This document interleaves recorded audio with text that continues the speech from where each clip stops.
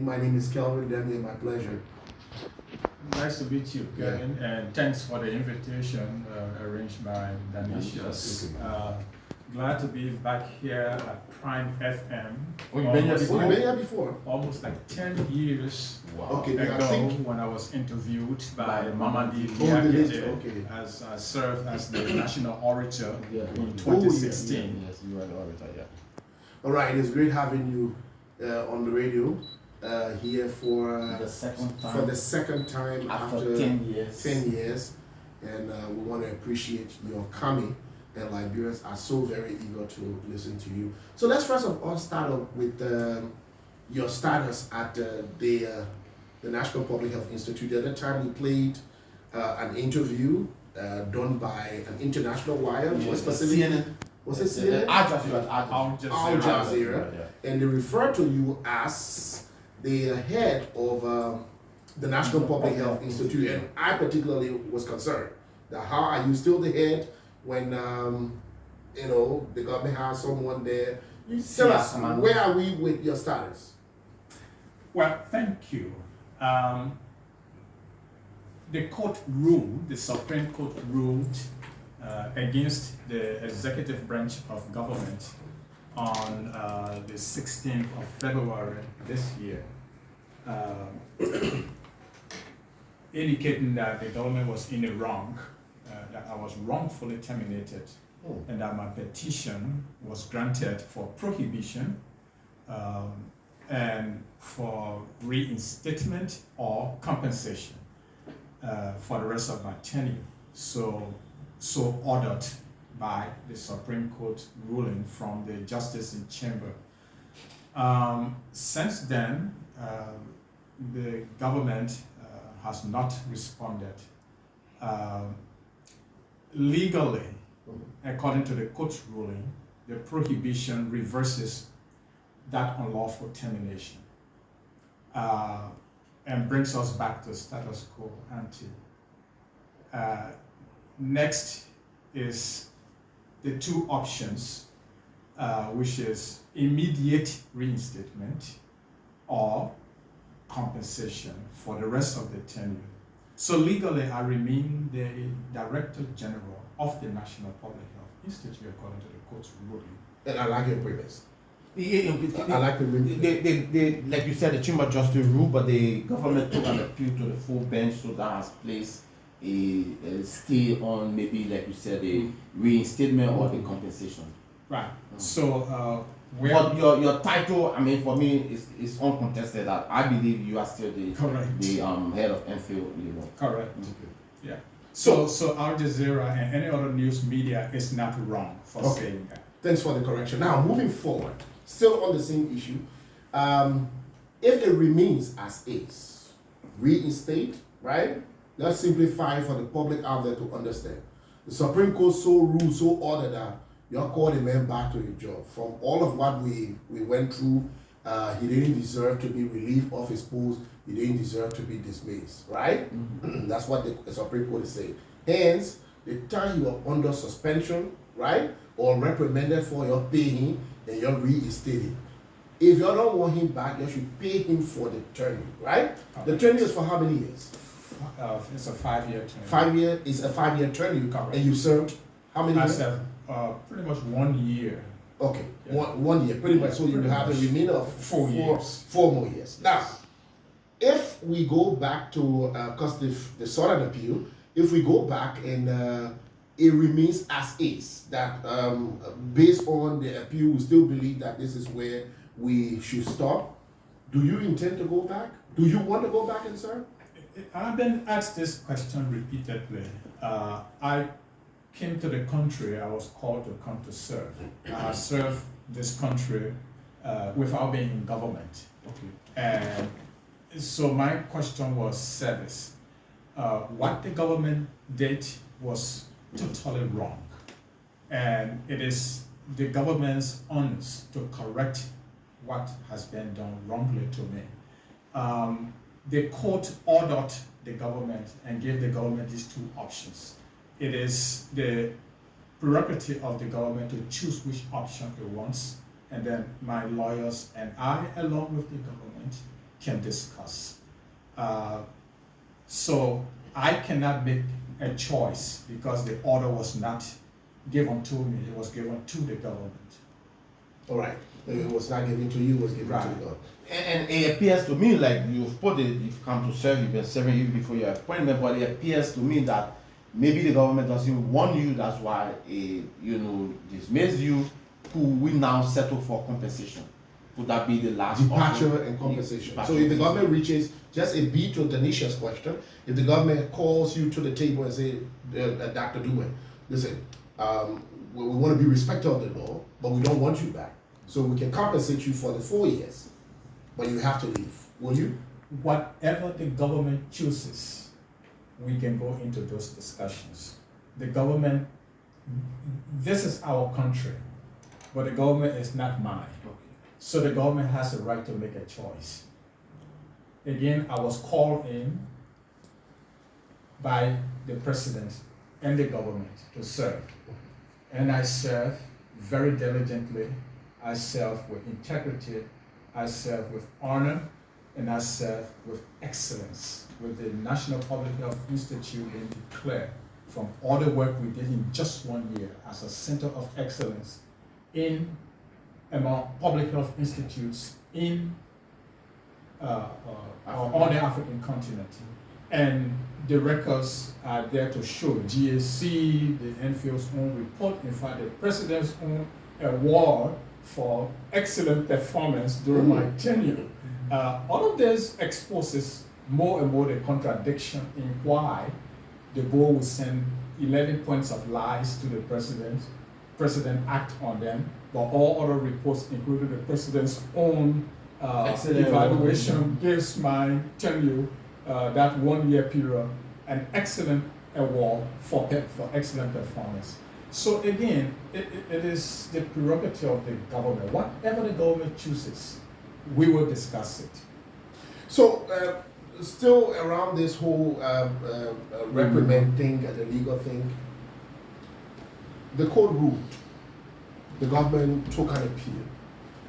In the interim, during the court process, and you just named it, has there been any conversation, about this is why the president took the decision, because it's a presidential decision, and what do they want you to do while they're waiting another assigned date for this whole appeal to be heard into?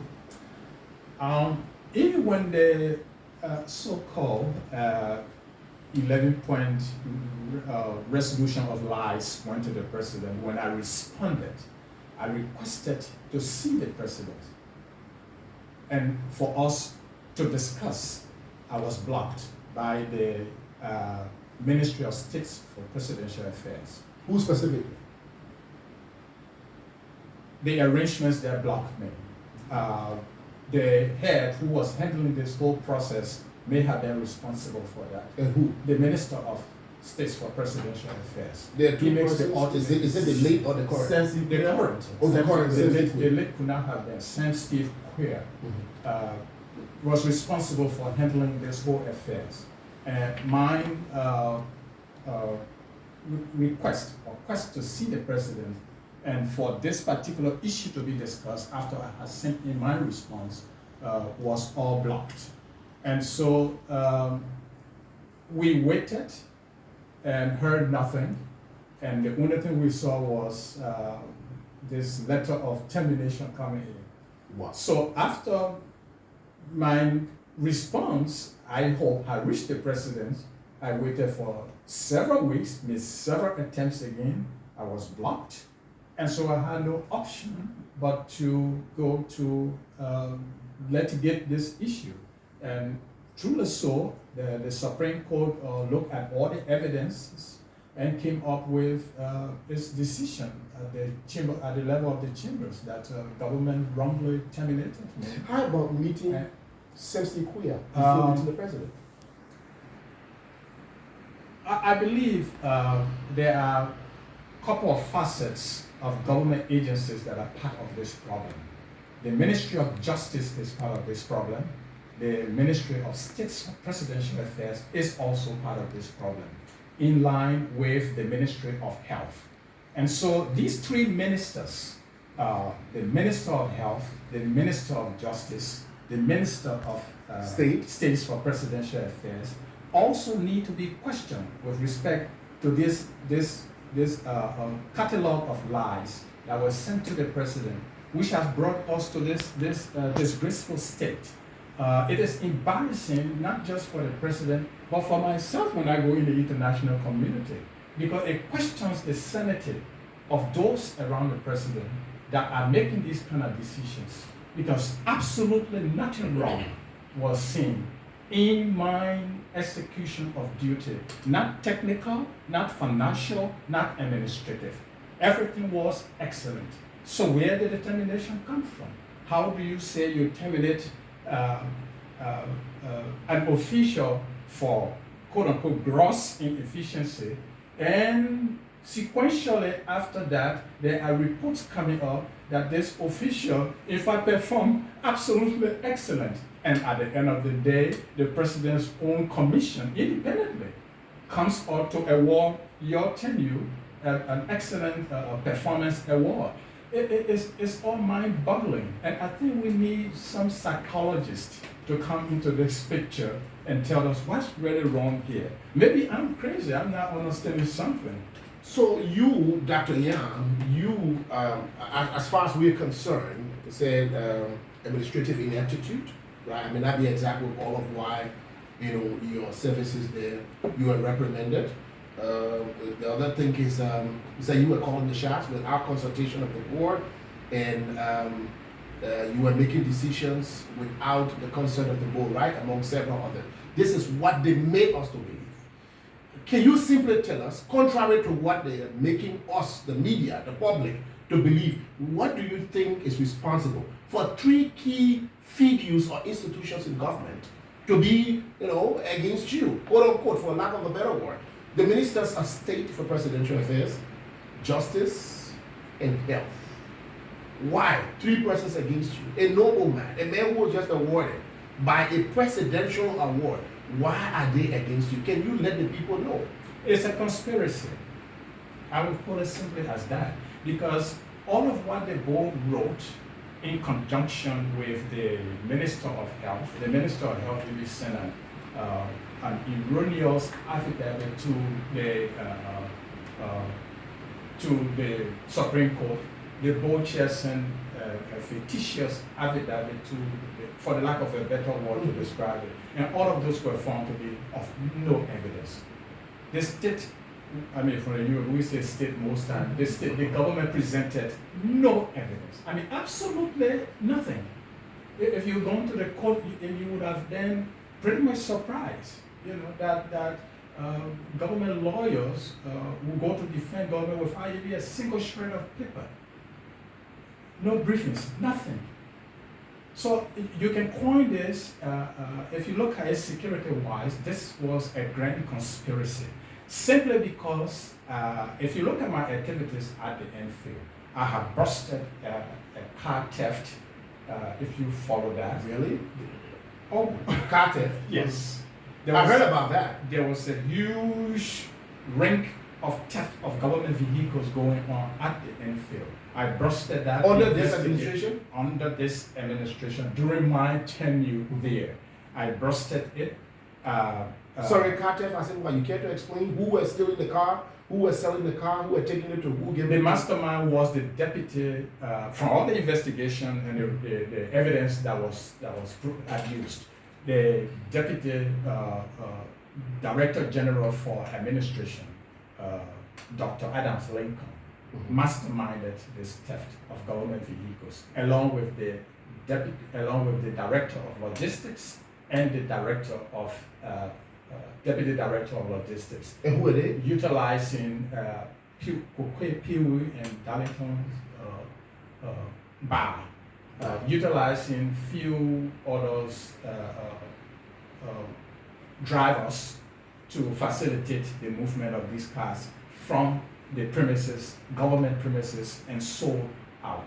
3 directors' cars were taken from them under the guise of inventory and was never returned to them, but sold to people that were taking the cars. Did you write this to appropriate authorities to investigate and retrieve government cars? We set up an investigation committee as an administration.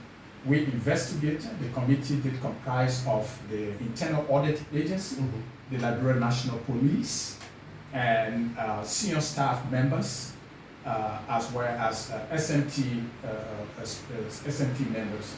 And the investigation was conducted under oath, that all witnesses are going to testify under oath.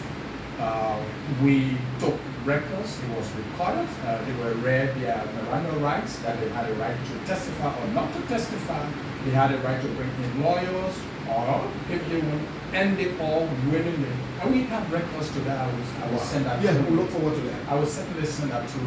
How many cars are under pressure? About 11 from the inventory list that we got from them. And this was coordinated by Franklin Phillips, who was at the GSA. I mean, they made fictitious, forged GSA documents, sales documents. And we wrote the GSA when we saw this, and the GSA also confirmed that the documents were fictitious, and in fact they held the guy at there, and Franklin Phillips, held him also under investigation. We conducted the investigation, and we came up with a matrix that gave us what to do with those involved. For the Deputy Director General for Administration, Dr.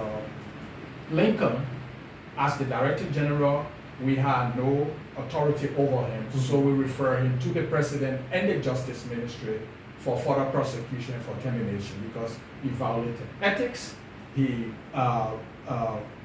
was very dishonorable, and I mean, you can name all what it took, to disgrace the government and the entity. We terminated the Director for Logistics. We terminated the Director of Logistics, We suspended the Deputy Director of Logistics, Darlington Bar, for time indefinite, and we suspended 3 other drivers for 3 months without pay. Is the DMA still in that position? No. The same day I was terminated wrongly, the president also terminated him Rightfully. based on this investigation that we conducted. Okay. Terminated for theft of government. On that matter, you said 10 or 11 vehicles. 11 vehicles, according to the information. Are they still out there, or they were retrieved? 2 were brought back. In fact, the Deputy Director General for Administration forged documents in order to own one of those vehicles. And that vehicle was in his possession up to the time he was suspended by the president based on our investigation. This deputy director is a very close friend of the board chair. The board chair is the minister of? No. The board chair is Dr. Stephen Kennedy. Okay. And a very close friend of the minister as well. The quote-unquote son of the board chair is the deputy director for logistics. Wow.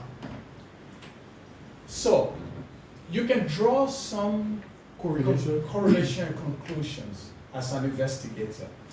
The next thing, there was a dead body taken from a ship off the Liberian waters by the Minister of Health, Dr. Louis Otto, in conjunction with the WHO representative, country representative, Dr. Olu, against international regulations brought on the Liberian soil. When did that happen? This year? It happened in September of last year. And immediately put out this alarm that there was suspected VHF, meaning viral hemorrhagic fever. Ebola is part of that. Okay. And so they put out this call and activated all of the response mechanisms from, in the southeast and around the country. That which the National Public Health Institute should have been doing. if we were informed. We were never informed, and all of these things were activated. The first violation was bringing the dead body on the shores of Liberia. The WHO representative, Dr. Olu, and the Minister of Health violated that international regulation. We contested that.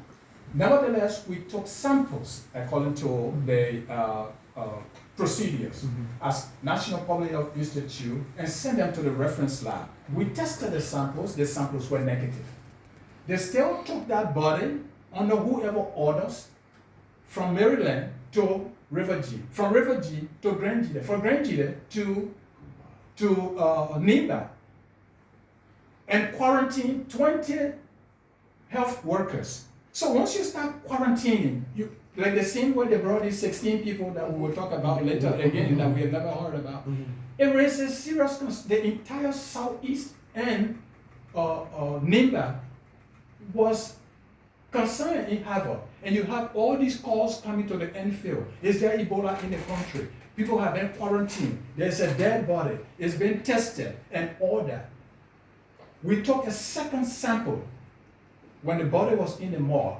We tested it extensively and saw absolutely nothing resembling hemorrhagic fever, meaning Ebola or Lassa. Wow. Yeah.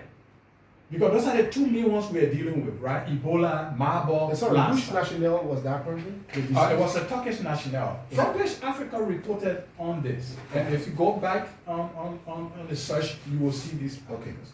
I will send you this false plan that was sent out by the Minister of Health, and I will send that to you. That was a national security breach. They insisted that they wanted to still test the sample. And we said, if you want to verify, Mr. Dr. Olu, test the samples according to the regulation that we took to verify whether our results are actually correct or not correct. They said, no, we're going to take a different samples. And according to the procedures, that's absolutely wrong. You could take that different sample and manipulate it. What do you think was wrong? Why did they insist that they wanted to do contrary to what you recommended? That's a question for them to answer. Going against all these regulations is a question for the Minister of Health and the WHO representative, Dr. Olu, to answer. That was a serious breach in national security. From where I come from where I studied, from where I work, in the United States of America, in Europe, in South America, you don't do that. The government will immediately call these functionaries to question. Why? I briefed the Justice Minister the next 2 days on the entire episode. I briefed the Executive Marshal, the very sensitive queer, on the entire episode. That should have claimed national security concern. It never. So what was their intention of wanting to declare an Ebola outbreak in this country when there was absolutely no evidence and indication of a viral hemorrhagic fever detected? Why were they insisting? In September of last year. In September of last year. All right, his name is Dr. Chris Nyan. His first appearance after 10 years here on Prime Communications Network Incorporated. A very detailed conversation we're having. If you're just joining us, a reminder that you're listening to the Prime Morning Drive and Prime FM. Delicious Mate, and I'm Kelvin Demi. Now we can flip over to the list, the most recent one, 16 persons. I hope the numbers are correct. Maybe before the 16, let me follow up on the. Okay. Do you think, and in the Liberian way or in the Liberian palace, they were doing it to eat money? Is that what you suspect? You think? I mean, because these are consumer professionals, you know. I mean, the interesting thing is that even during the Mpox outbreak, which we controlled so well, when neighboring countries like Sierra Leone had about 5,000 cases and people dying, we had like 10, 20, 300, and there was not a cross-border transmission. Because we it's like a battle line. We had our battle line and stopped it from coming in, as opposed to the previous Ebola outbreak in 2014 when there was, cross-border transmission. Now, the Ministry of Health insisted that certain persons who died did die from mpox that died in their hands. And we said no. When you look at the pathological evidence, you look at the pathogenesis, you look at the scientific molecular biological evidence, there was no way to connect the death to mpox. Not simply because the person tests positive for mpox, then they die of mpox. No. People have underlying conditions that they suffer for a very long time that is leading them to death. Just at a time when they test positive for one little disease does not necessarily mean they die of the disease. And we resisted that. The information that was coming out, and in official meetings that they needed deaths so that we can get money from the donors, so that government attention can be drawn to it. Government was already supporting the process with the meager amount that we asked for government. So I indicated that we are not going to commercialize outbreak, and we are not going to monetize outbreak, because the partners were already supporting, the government is supporting, so what other money do you need? And so all of these are express motives for situations that were occurring. And so when you put these together as an investigator, knowing now what has gone on behind the scene, and board requesting for fees to be increased, and I said it on one of your other networks. The boards around here, particularly the Enfield board, didn't know its function. They didn't even understand the act that created the Enfield. Because coming back to your earlier question, all of what they listed as reasons for my termination did not even fall within reasons why a director should be terminated. Completely equal reasons. So they don't even understand their functions. And that's how they operate around here. They lack innovation. And so some of these old doctors that are now bold, this, bold, that, Stephen Kennedy, Dr. Dan, Dr. Benson, Dr. What you call him? Dr. Dopo, and the rest of them. Where's the innovation after you are retired? So they utilize this board and drain the entities and drain the government's coffers. So they press me to increase board fees from $250 to $500 to $1,000, and I said no way. This is money that I am mobilizing from the international community and from government to run the entity. And the entity was run efficiently, according to all the reports. If 11 board members take $1,000 every board meeting, and they call these unnecessary board meetings in between, we should have 4 meetings, right? According to 4 quarters, right? 4 quarters. Yes. But they will call some unnecessary meetings in my absence. And you are supposed to be the secretary. And I'm supposed to be the secretary to the board. So you can see the conspiracies, the greed for wealth through different means. And this is a fundamental problem in our country. Some of the things we are talking about, the drug cartel today, we have a medical cartel in this country. And I have said that before. A medical cartel in this country. They utilize outbreaks, they utilize the weaknesses in the health system to enrich themselves. And my case, this case, and the 16 persons stuff that came out recently, where we professionally went after them, have exposed them very, very vividly. Which we're about to get to. His name is Chris Dougbeh, Dr. Chris Nyan. He's our prime guest. We are also live on our official page. That's Prime FM Monrovia 105.5. Prime FM Monrovia 105.5. 16 persons were recently quarantined by the government of Liberia for suspicion of hemorrhagic. I hope I got it correct. It is, right. You know, for suspicion for of Ebola. Let's just put it that way. Ebola Budubugio. Yeah. This new Ebola Budubugio. Yeah, this other strain. It's not a new. Oh, okay. Yeah. So, what is it that we need to know? What's the status? 16 persons. It's been over the stipulated period, right? 21 days. Am I correct? Correct. Yeah. We're going back to the old news. They say between, you can observe them between 1 to 21 days. So Correct. where are we? That's the question we posed just recently. When this whole 16 persons suspected of Ebola Budubugio infection because they had traveled from DRC, Congo, and Uganda came about, we raised the questions. First, a nurse, Paola Bidel, who was part of a whole in-service training on the same question,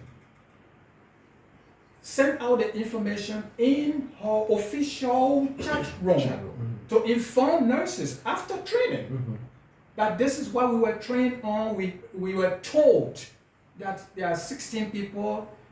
These are the signs and symptoms we should look out for in the community, and that. Whoever took that message from that and sent it out To the public. it's not her prerogative.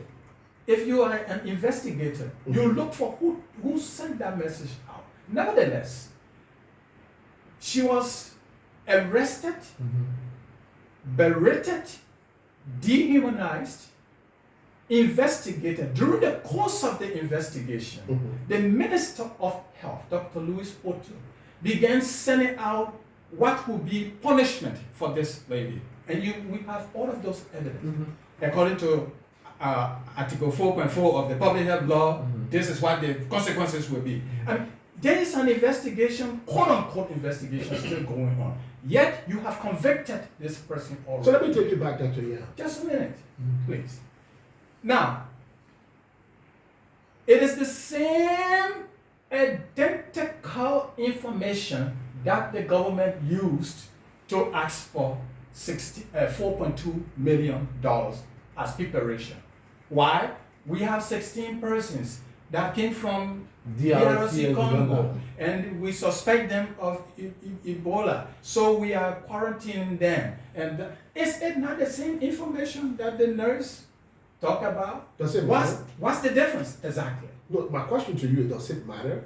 It matters in as much as they were trying to use that as a rumor when it was not a rumor.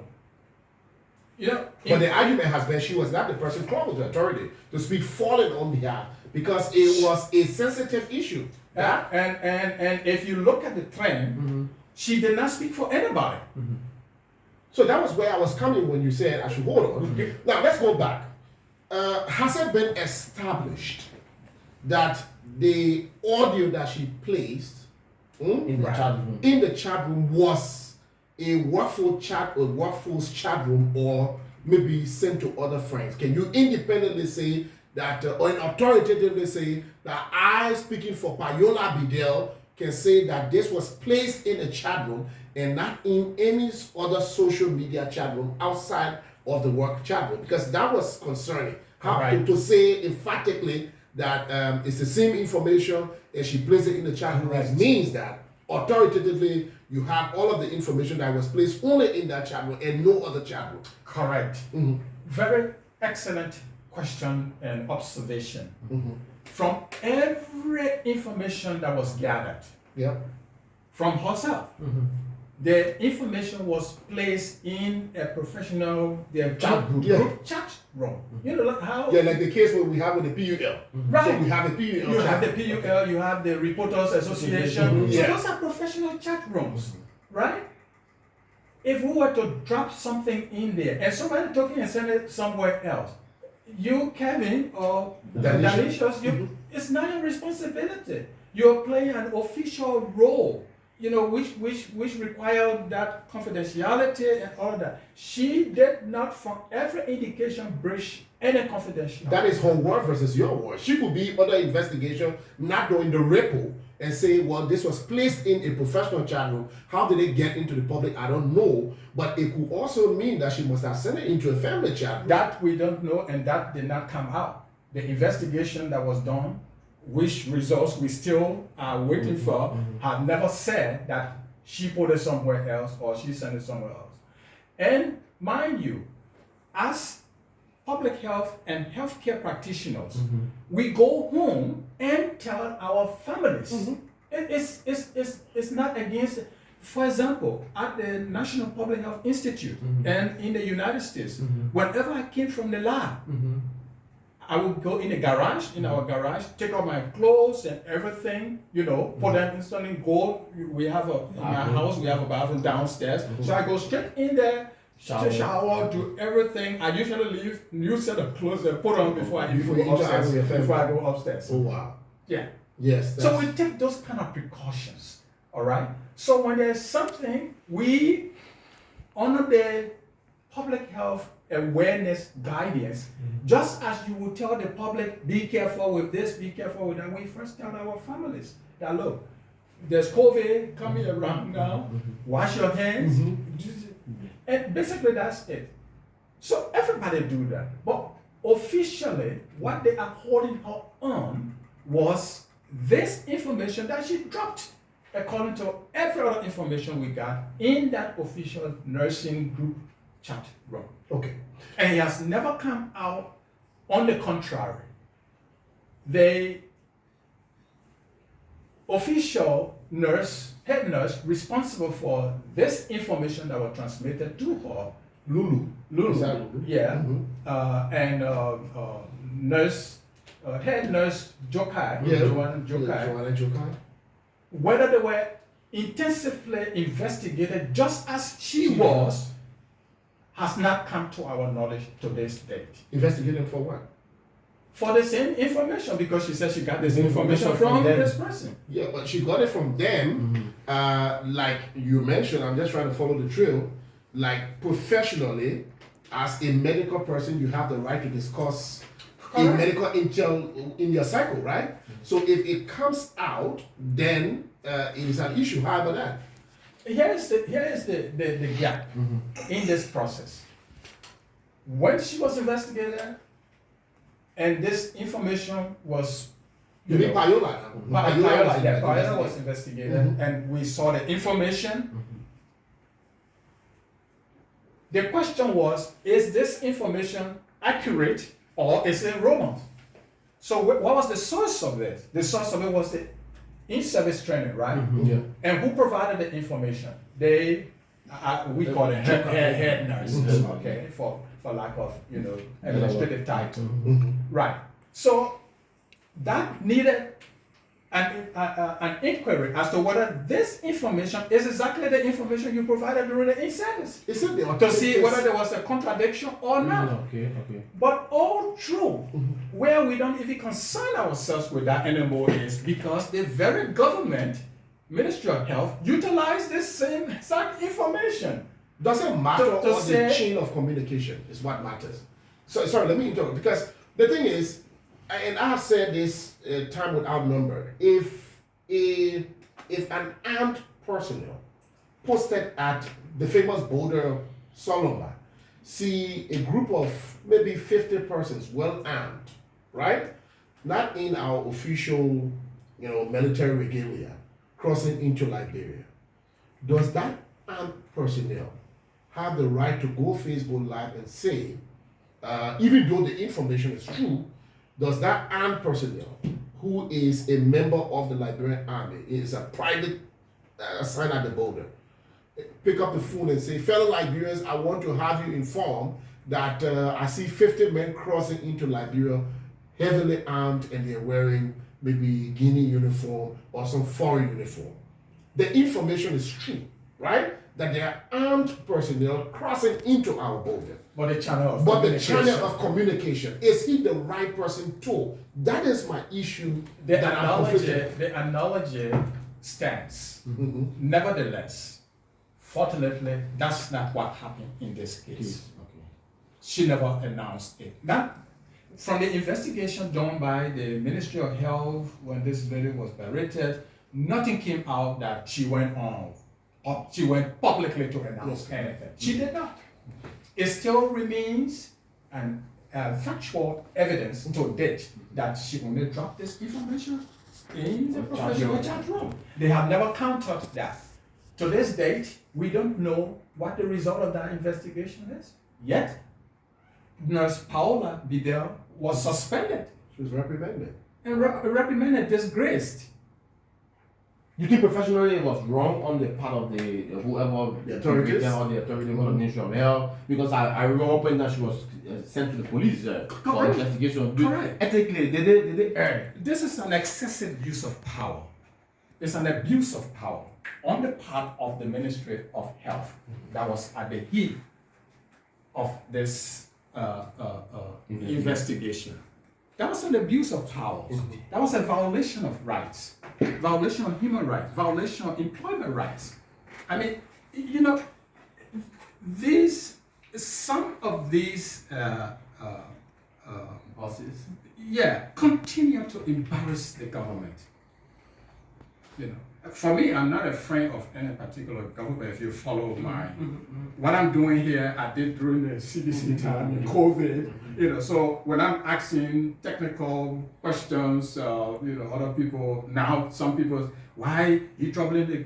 But during the time of COVID, the CDC, you were happy when I was, you know, when I was professionally engaged in these things. Now I'm professionally engaged in this.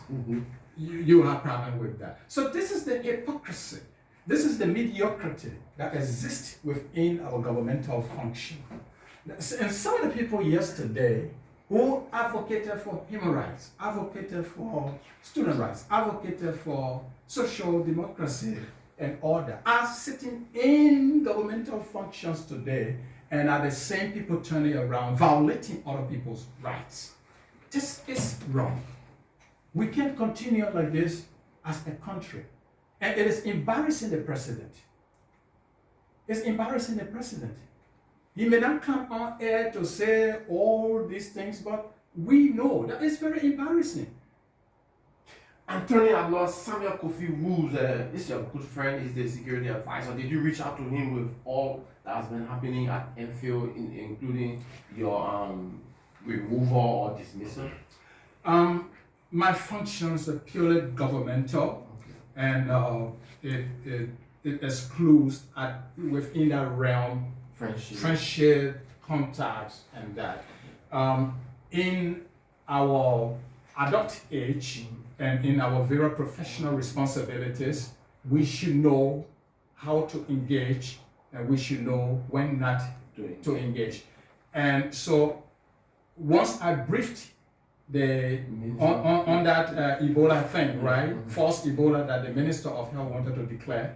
Once I briefed the Justice Minister, who is at the hip and the apex of national security, once I briefed the Minister of States for Presidential Affairs, Sam Steve Kuya, on the same matter, that should have reached the National Security Advisor. And I didn't have to go there personally any longer. Okay, let me ask this question. Is there a problem? I don't want to call it a beef. Is there a problem or what a professional disagreement between you and the Minister of Health? Or is it like somebody is trying to teach you what you already know? And because I've been hearing from the grapevine that there is a kind of a standoff between you and the minister. And for me, I just don't know.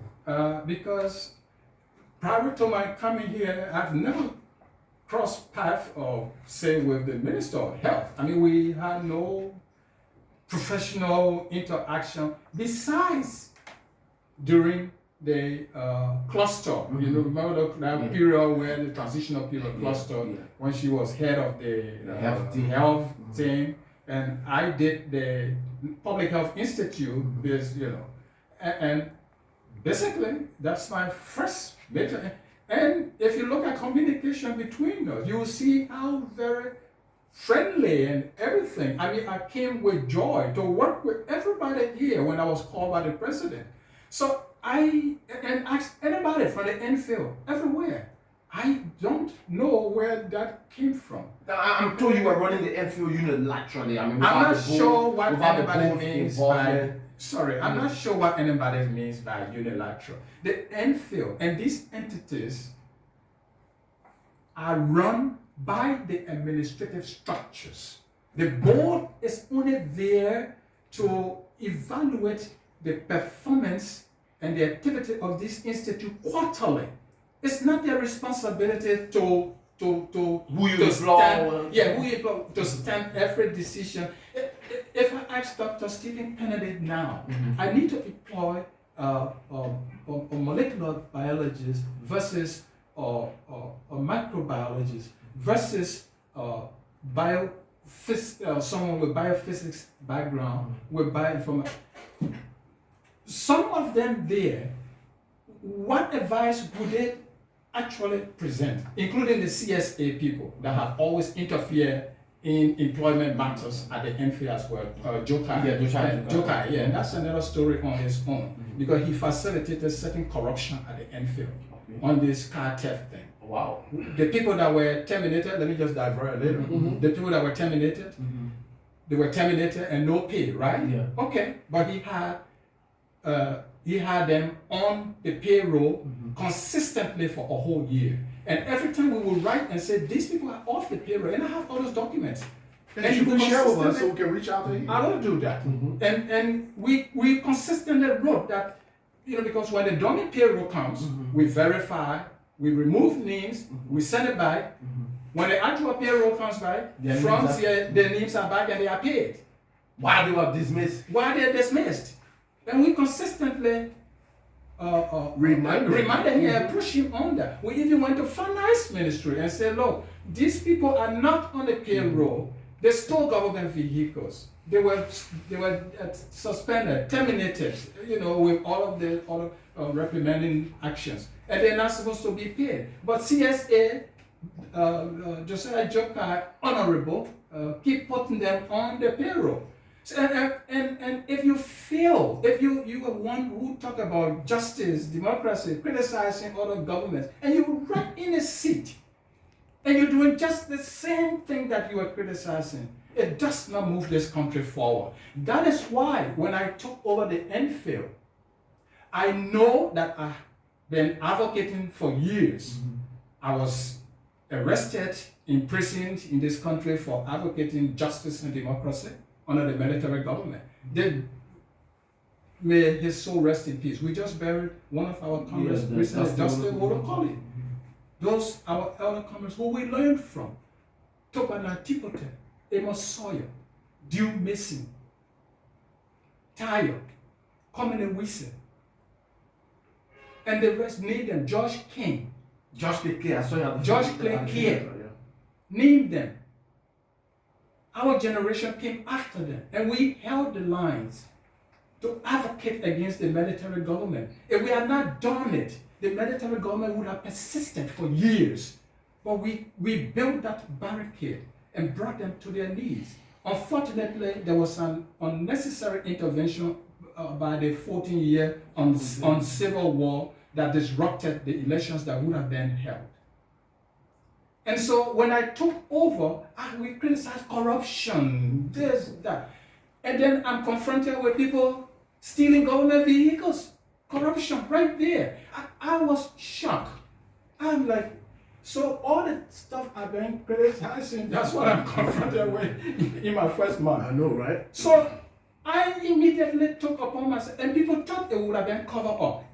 Ask people at the Enfield. People said the people stole computers in this place, and that's another story. Wow. Before I got there, over 100 computers were stolen. Computers donated by an international agency. You couldn't find them. And they should have been distributed to all the surveillance officers in the counties.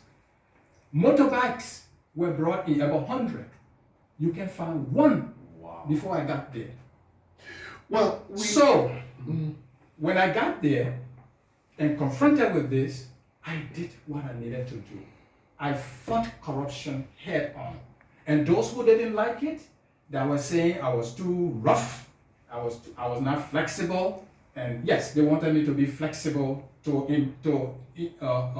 endure corruption, to allow that to flourish. Then I am a good administrator. In their minds, these are all administrators, these board people. Some of them were ministers of health, some of them deputy ministers, some of them directors of agencies. And they are the same one who are perpetrating acts that are semblance of a cartel in the medical system, that is deranging the medical system. Look at JFK. The latest that came out of JFK, a lady who went for delivery was given what we call epidural anesthesia. And she cannot walk. Who gave this epidural? According to her, some nurses. Where I come from and places that I practice in Europe and in the US, doctors gave epidural injections. Let me put it simply like that, not nurses. You have trained anesthesiologists that are medical doctors giving such injection.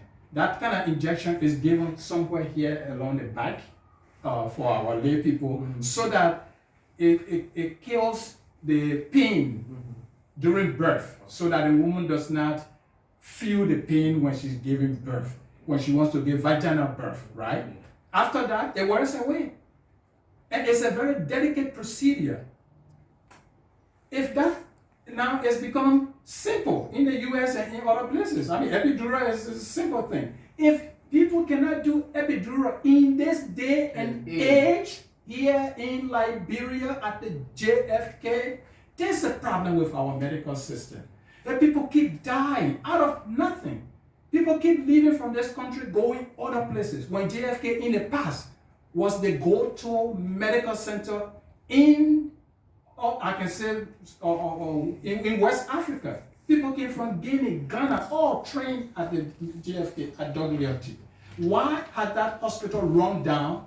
And they are not concentrating on that, but they're concentrating on going to Enfield and utilizing all those things to get money. It's a problem. We're running out of time. Finally, from my end, this Ebola preparation budget, including the 500,000 to buy sanitizer. What's your take? You are an expert, a scientist.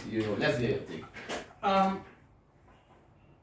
participated in several outbreaks. Even before the Enfield was created. If you remember, during Ebola, I testified before Congress. Yes. And that's the roadmap that I put forth. That was a direct proposal. We need public health entity to be created, and we need Africa CDC to be created. And we lobbied Congress, and Congress provided that money. Today we have public health entities around the continent, and we have the Africa CDC. Then we called for 3,000 soldiers to come in here. So before that, I did a lot of public health outbreak response in the States. Zika, and other viral hemorrhagic fevers like dengue, outbreaks that usually occur in South America and come into the southern part of the US as well. So from that experience, and then during the Ebola experience, during COVID, and all other in between, you know that when budget for the system we practice in, budget is going to prepare, it's prepared according to certain metrics, so as to avoid fraud, waste, and abuse. That's a guidance. You don't prepare budget by heart, by will. So when we saw this budget, 4.2 million just for preparation, and we already have infrastructure here that just needed to be during this 10 year or 1 year, I visited all those infrastructure, and we put in for funding to the government, thinking far ahead as part of the preparation. Even the campus of the Enfield in Charlesville is currently being renovated from the budget that I put in, from the money that I put in. It's being renovated now under my administration. And so we have all of this. So why would you want $4.2 million? It's too much? What informed? Yes, it was too much. And that was my point. What informed your budget? To this date, no one has, the Ministry of Health, neither the current OIC leadership at the Enfield has come up with any justification. No, they provided justification, except that time kept permitted. I think they provided justification on the press briefing. Yeah, the Mika press. Yeah, the Mika press briefing they provided just. But given the the process, current infield the boss. what I'm was the one saying who is, provided giving the- the process of Yeah. information is unjustifiable. Okay. Including the 500,000 to buy hand sanitizer. I don't want us to go into the pockets and things of that. This budget is far above the NFL's own annual budget that it operates on. What's the NFL operates on about $3.3 million. Wow.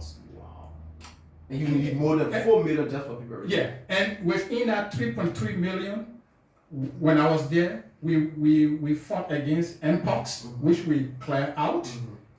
We fought against one of the viral hemorrhagic fever, Lassa fever, Yeah. which we brought down and is pretty much wiped out already. We fought against measles, and we brought it under control with as little as $300,000. So I'm speaking from experience. I'm not just talking out of my head. No, I know you're a scientist. It takes another scientist to come to what you're saying. Now, when you look at where the outbreak is going on in DR Congo, that vast territory, hard to reach, their response budget is 7.3 million. And so when the contrast is just so sharp.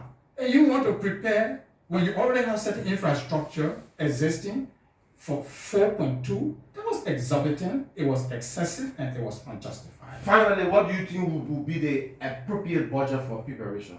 If you were the Minister of Health, or if you were asked for an opinion? I would ask, for that situation, I would have asked for $500,000. Thank you.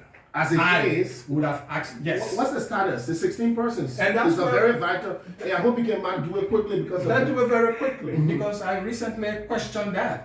The procedure and protocol is that, 1 to 21 days. I usually give it 5 extra days, 10 Make it extra 26, days. at most Make it 26, 26, 30. 27. I'm always, the type I go sometimes to the extreme to be sure. Now, you call for this budget, we're done with that. These 16 people, where are they?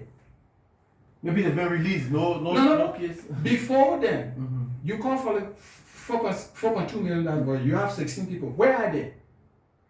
Are they at a hospital? Are they at an isolation center? Where are they?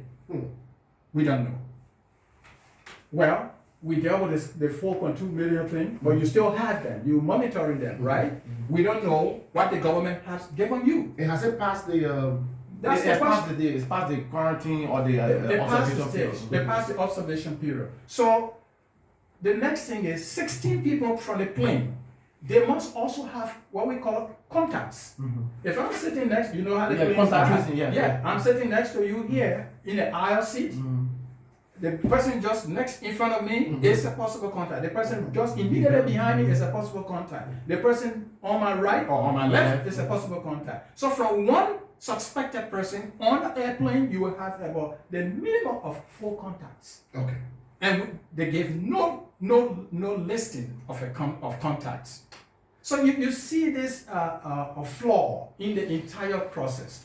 To this date, we don't know what their status are, and we requested that. What is their status now? Are they cleared? Are they infected? Did you find an infection? Are they cleared? If so, what do we do next? Where are they? Where are they? That's the fundamental question too, is where are they? Where are they housed? Okay. So those questions, we hope the Ministry of Health or the National Public Health Institute can have another press briefing at the Mika. Visual information. to give us that information. Thank you. We His challenge name them is to do Dr. so. Chris Nyan. He's our prime guest. We can take at most 6 calls, 777 40 40 10, 777 40 40 10, 777 40 4010, or you can call us on WhatsApp 0776 236 528, 0776 236 528 are the numbers you can call us. One is on WhatsApp, the other is on regular call 777 40 4010, 777 40 40 10. Let's hear from our first caller on the line. Well, testimony back there, I didn't cut you off.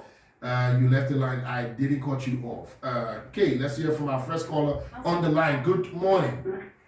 Good morning. Good morning, sir. Yes, let's stick to the 1 minute because of time. Good morning. Go ahead. Yeah, I'm Mr. Bali. I have a question for the doctor. Go ahead, my brother. Doctor, are you backing this lady yet? I see what this nurse that got suspended after she stayed alive.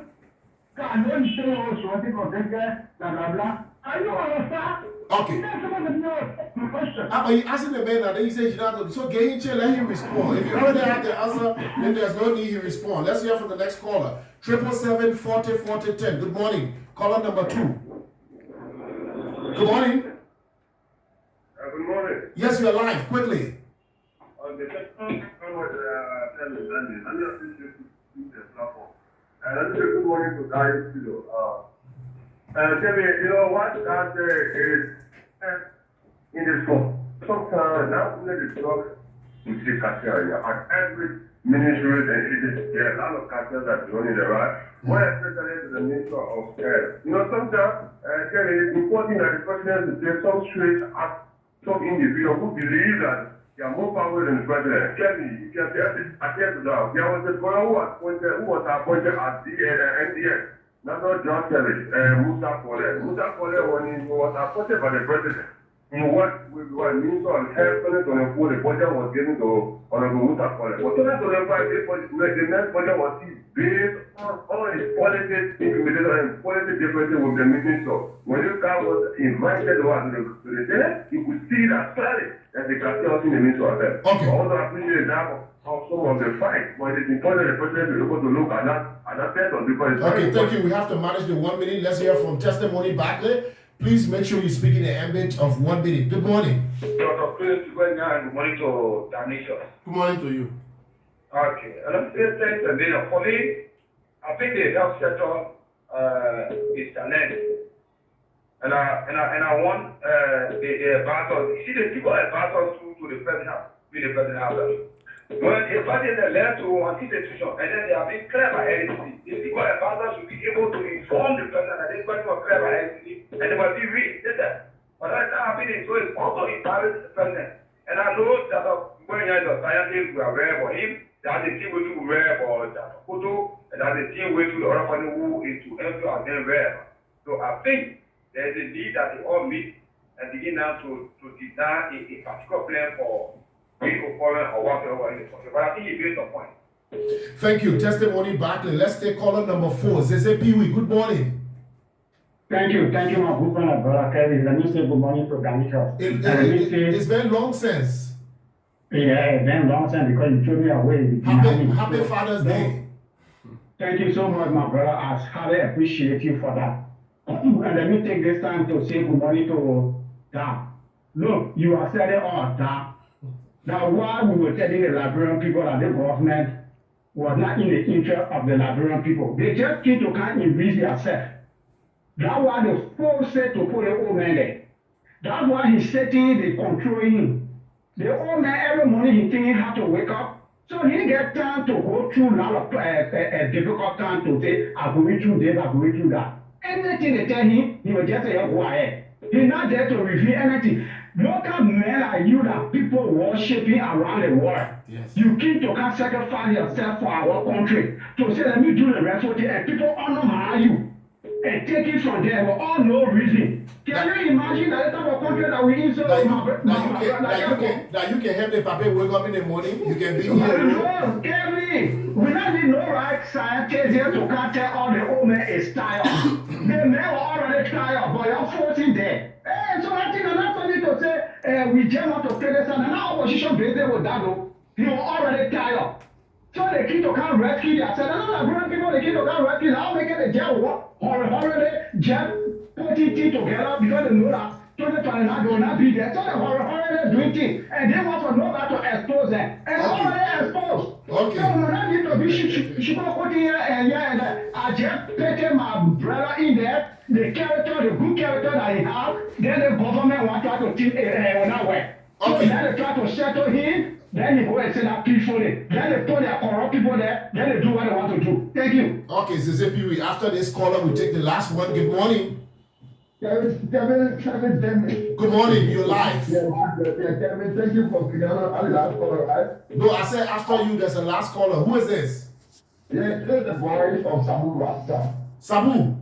Yeah, Kevin, how you doing, Kevin? I'm a family. I'm a Yeah, everybody okay. Now your last name Rasta?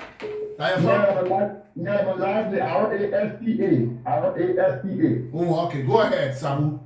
Yeah, Kevin, I just called this morning. Kevin, I'll start calling for you to say, and I want to talk to Dougbeh. Because I hear Dougbeh, yeah. I think I made a fool, right? Now your country people you looking for, I think I will have the show for when prove account ready. Why you call the country of the tradition matter?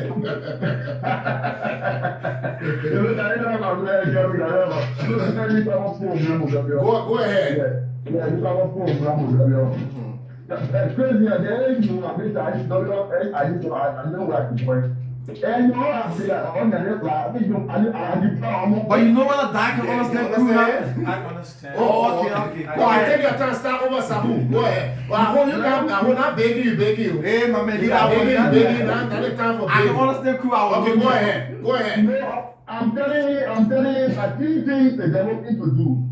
Three things. The devil need to steal, the devil need to kill and destroy.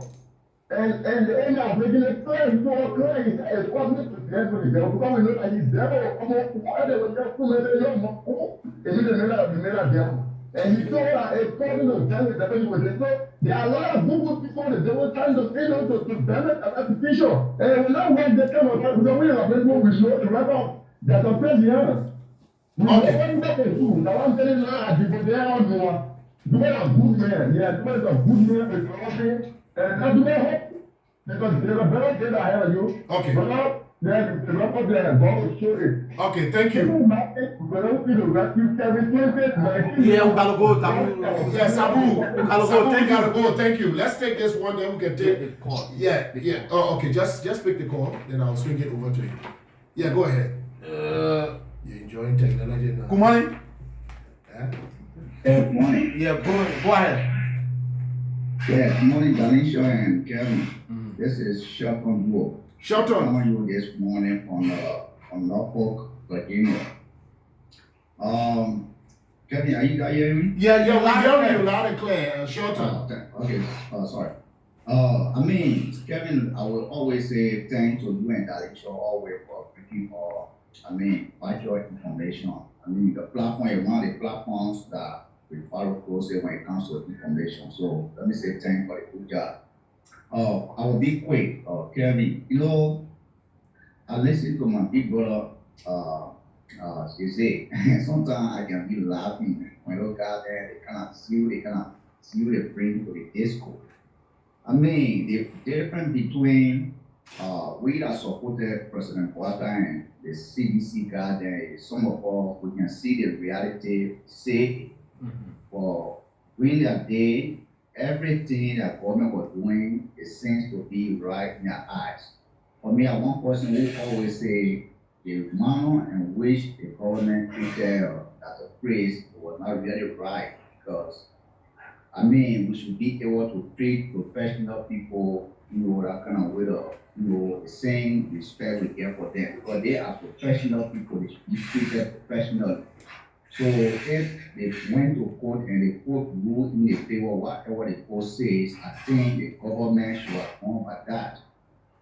CDC, I always told people, I don't know where were the people then when the FOA court ruled in favor of Cabinet General to be reinstated. I don't know, did they reinstate Cabinet General? I mean, those people, everything that happened yesterday, it was wrong. It doesn't mean that the same wrong CDC did yesterday will be repeated. No. But some of us will continue to remind the government, because we supported the president, we supported the government, so when we are doing things that is not right, say it. I mean, we cannot be compared to our brothers on CDC camp, that everything that happened yesterday. Okay, Shelton, thank you. Very intentional about it. The government should see reason that they go back. Okay, Shelton, we have to Thank you. Okay, thank you from Virginia there. Sorry, we were keeping this caller on the line. 1 minute, please. Then we go to Dak. Good morning. Good morning, Jerry. Oh, are you? Irresistible Puni Why you Junior? always last? Why you always last? How you can manage? Apparently, I got the techniques from Danisha. Go ahead. Quickly, please. Time. Kerry, I want to thank the Fram family, man. Thank you, you and Danisha's are very effective regularly through the week for even giving our people informed out there. I want to thank you guys for bringing Dr. Nyan in. That is very professional. I mean, it's unquestionable his ability. He has spoken well. And I want to thank him for acknowledging the president's competence. I mean, this is a democracy we have. Others are saying the president is XYZ, but that is evident that the president is magnanimous. And I think the president is doing a very good job for our country. We see the investigation as it relates to the 19 million that have injured our reputation as a country. And I think we are proceeding very well. The applause is all over. Go to the Brussels time. I was just on the Brussels time this morning. I started laughing. Puni, you in Hazu, you want to support your Southeastern man at the same time you want to support your government. So you just jumping, you just talking about today you talk about Brussels, the other one. I don't know. Yeah, man. To the Bahamas area, man. You want to support your Southeastern brother, you want to support your government, so you get in between. So let me summarize it now. You call to support the government and support and think Dr. Nyan, right?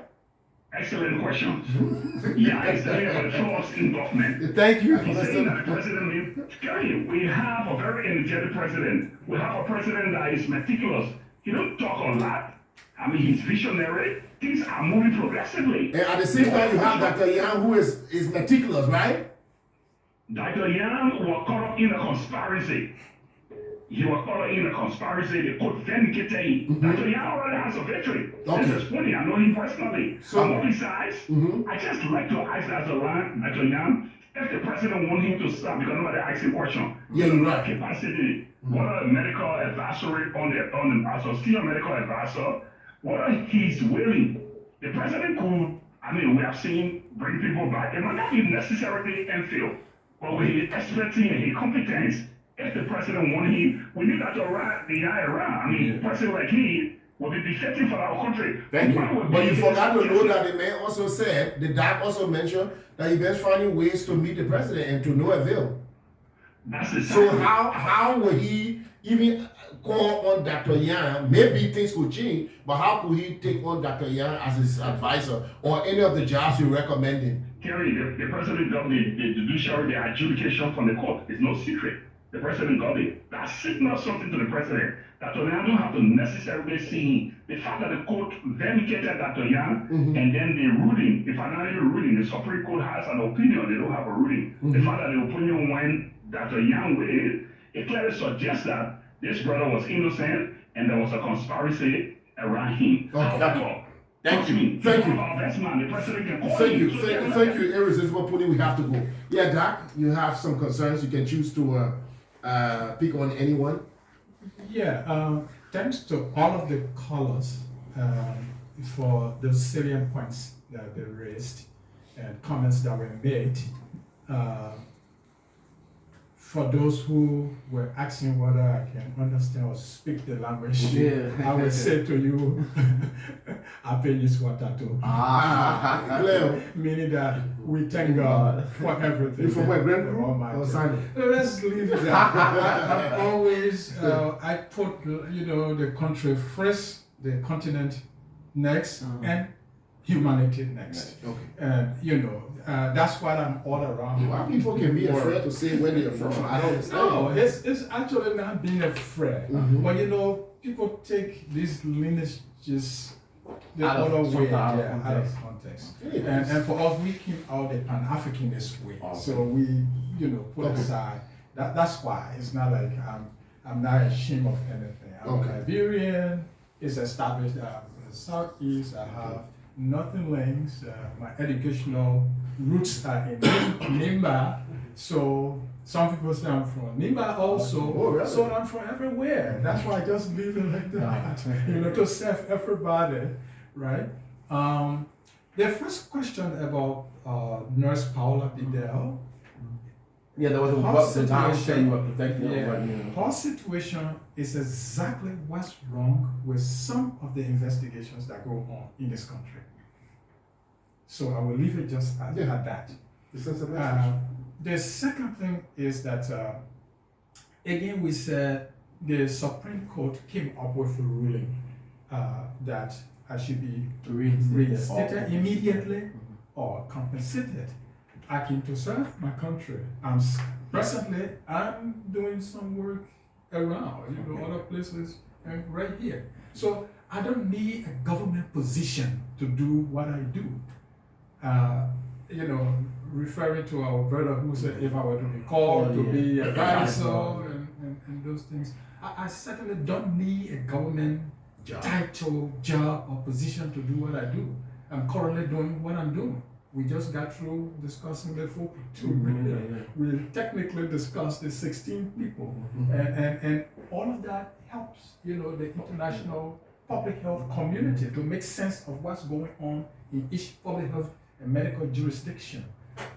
We discussed the science, the Budubunjio Ebola that is currently going on. Yeah, I'm working on a lot of things that I don't want to let the cat out of the bag now. Like I told our people at ECOWAS Radio, we announced some things pretty soon. So I don't, people take this government job like their personal properties. That's far from what I do. So I'm available to serve. Let's just put it that way. To serve here in Liberia, to serve in a region, to serve anywhere.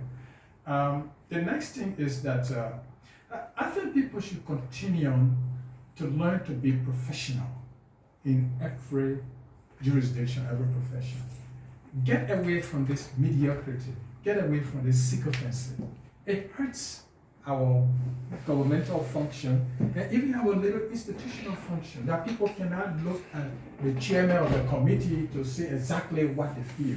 They will have to go and lie and coach you and say things that will make you happy. And that's what is going on around the president. He means well. I know that for sure, that President Bouakai means well. But you can mean well, but those who are there to conduct and foster your vision and your agenda, if they don't align, if they are individual agendas and against your national agenda, there will be a clash. And that is why when I took the office, I pushed the same agenda that we had, and I came out with excellent results that brought the Enfield to be recognized as one of the best on the continent. And so I thank all of you that called, and that's my last message to you all. Thank you. Thank you. We appreciate your time spent with us, especially on the Monday, the quality you bring to the radio and service of our country. We look forward to more of these engagements when the need arises. His name is Dr. Chris Nyan. He was our guest right here on today's edition of the program, The Prime Morning Drive. I'd like to say thanks to all of you, especially Denicius Martin, who made efforts in getting you here on the radio in person. Want to say sorry about the traffic and the weather too, of course. That's nature. Want to say thanks to our producers in Ishmael Scott and Theophilus Darling. Thanks so much to all of you, our onliners. My name is Kelvin Demi. Danicius co-drove this program. Till we talk to you will be tomorrow morning at 7:45 when Martin K. and Colley will be our guest. Remember, we mentioned if all goes well on Wednesday, we have the South Africans on the radio to tell us why they're doing what they're doing. And we look for where Liberians can interact with them too as well. Do have yourself a wonderful and God bless day. Happy Father's Day to all special fathers. Enjoy the rest of the week. A blissful one we pray for. Bye-bye. We are out.